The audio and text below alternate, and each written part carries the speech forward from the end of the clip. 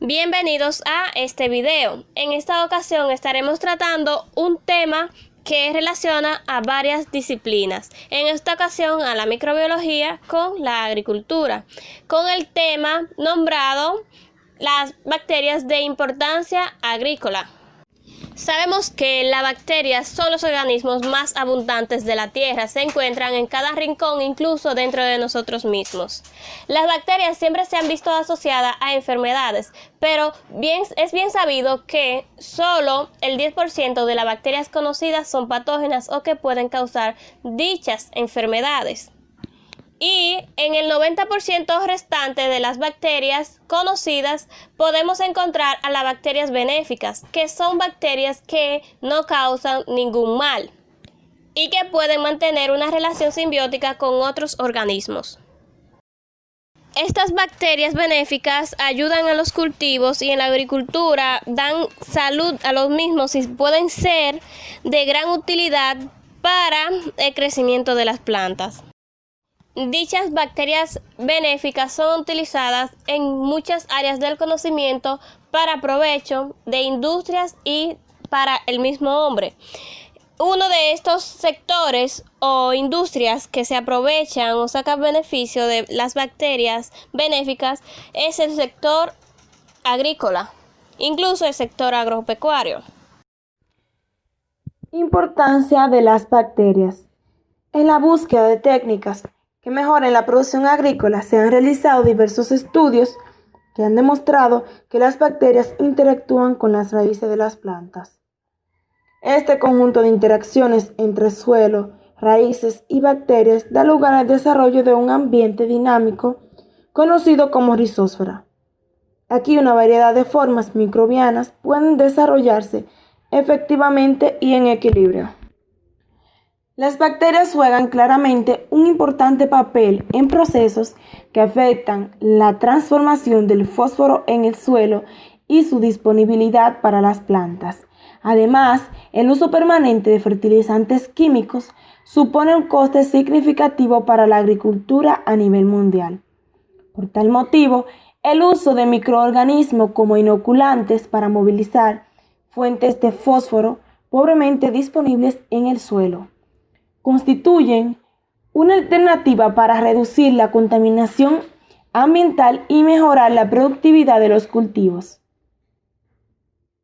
Algunas bacterias elaboran una serie de metabolitos como vitaminas, enzimas y otros compuestos beneficiosos para la planta, que van a ser absorbidos por las raíces. Todos estos nutrientes estimulan el crecimiento y desarrollo de las plantas. Con la aplicación de productos que llevan esas bacterias, se aumenta también la porosidad y capacidad de retención del suelo. Las bacterias también solubilizan mejor el fósforo del suelo, por lo que cuando desciende la temperatura y se producen las típicas pigmentaciones violetas en las hojas de los cultivos, con esta bacteria el fósforo está más fácilmente asimilable para la planta.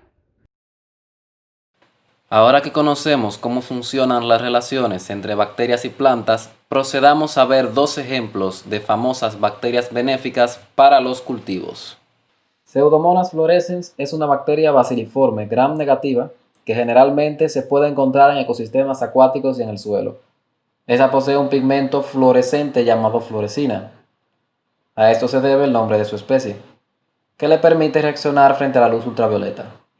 Aunque algunas veces esta fluorescencia no se presenta en los laboratorios cuando el cultivo es muy reciente o la secuencia de cultivos ha sido muy prolongada. Estas bacterias abundan en la superficie de raíces, ya que poseen un metabolismo muy versátil y pueden beneficiar a la planta utilizando los sustratos que crean. Esta bacteria es fundamentalmente efectiva al solubilizar fósforo, lo que le confiere una gran ventaja a la planta a la cual está asociada, ya que produce una gran cantidad de fosfato que luego es absorbida por las raíces. Las bacterias del género Bacillus, como indica su nombre, son basiliformes por igual, es decir, poseen forma de bastón o bastoncillo. Estas bacterias presentan una capacidad de crecimiento aerobio o anaerobio facultativo. Su tamaño varía de 0.5 a 10 micrómetros. Estas bacterias poseen un movimiento flagelar, lo que indica que se desplazan a través de flagelos. Se encuentran ampliamente distribuidas en los agrosistemas, y esto es gracias a su gran capacidad de generar antibióticos, toxinas y distintas enzimas en general que combaten contra estos fitopatógenos que asedian a los agricultores dañando sus producciones. En 2014 se publicó un artículo científico en una revista de investigación agraria, en el cual se estudiaron los efectos de algunas bacterias sobre las manchas foliares en el cultivo de maíz dulce. Entre estas bacterias se estudió una del género Bacillus y la especie Pseudomonas fluorescens.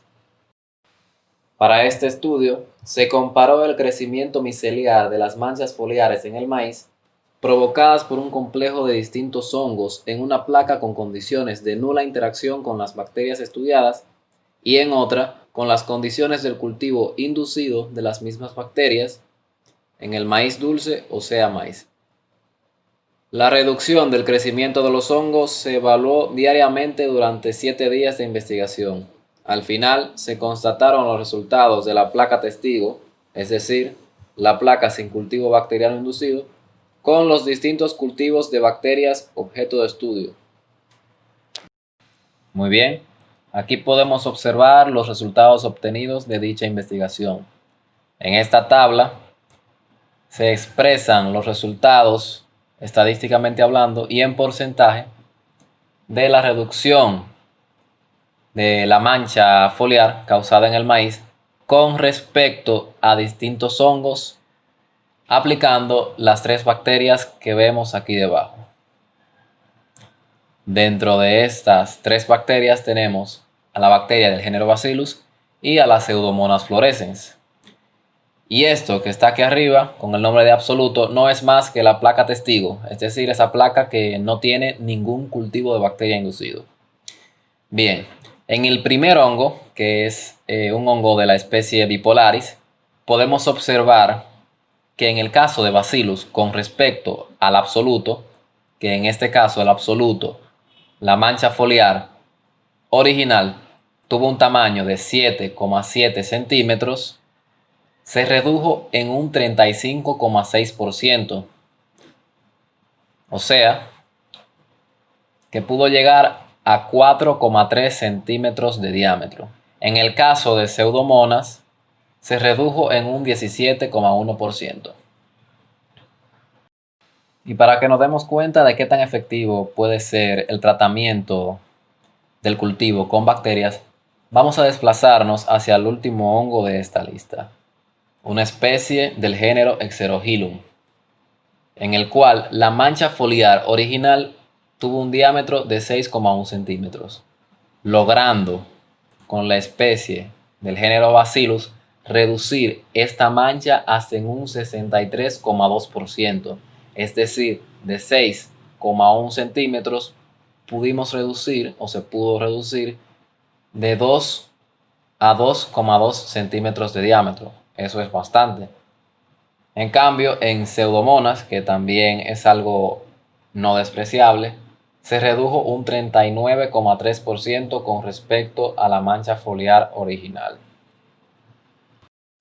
En conclusión, el cultivo de bacterias para usos agrícolas y para dar tratamiento a esas plantas contra enfermedades, abonándolas, etcétera, etcétera, debe ser algo mayormente implementado, aunque no es una técnica realmente nueva. Sí que es cierto que muchos agricultores, agrónomos, tienen miedo de implementarla simplemente porque es algo que no conocen y quizá porque tienen una mala impresión de las bacterias. Las bacterias no simplemente son agentes patógenos que nos causan enfermedades. Como vimos en esta presentación, también pueden ser de mucha utilidad para nuestra economía y para diversas actividades que nosotros podemos realizar en el día a día y actividades fundamentales como la agricultura. ¿Qué opinan ustedes? ¿Es realmente el uso de bacterias más efectivo que otros métodos? ¿Es realmente seguro? Yo dejo esas preguntas en el aire para que ustedes puedan reflexionar.